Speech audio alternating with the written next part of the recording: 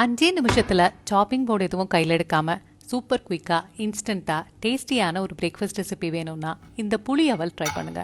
எலுமிச்சம்பழ அளவு புளி எடுத்து அதை 1/2 கப் தண்ணியில ஊற வச்சுக்கோங்க. தண்ணி அளவு ரொம்ப முக்கியம். இப்ப புளியை கரைச்சு வடிகட்டி எடுத்து வச்சுக்கோங்க. 1/2 கப் அவல் எடுத்து அதை நல்லா கழுவிட்டு சுத்தமா தண்ணி வடிச்சிட்டு 1/2 டீஸ்பூன் உப்பு 1/4 டீஸ்பூன் மஞ்சப்பொடி சேர்த்து நல்லா கலந்து விட்டுட்டு புளிக்கரைசல் சேர்த்து 5 நிமிஷம் ஊற வச்சுக்கோங்க. 5 நிமிஷம் கழிச்சு இந்த மாதிரி நல்லா ஊறி இருக்கும். இப்போ ஒரு பேன்ல 1 டேபிள் ஸ்பூன் எண்ணெய் சூடு பண்ணி அதுல கொஞ்சமா கடலை சேர்த்து வறுத்து தனியா வச்சுக்கோங்க. மீதம் இருக்க எண்ணெயில 1 டேபிள் ஸ்பூன் கடலைப்பருப்பு 1 டீஸ்பூன் கடுகு 1 டேபிள் ஸ்பூன் உளுத்தம் பருப்பு சேர்த்து அதை செவக்க வறுத்துக்கோங்க. இது கூட 1 பச்சை மிளகாய் 1 காஞ்ச மிளகாய் கொஞ்சமா கருவேப்பிலை சேர்த்து இது கூட கொஞ்சமா காயப்பொடி சேர்த்துக்கோங்க.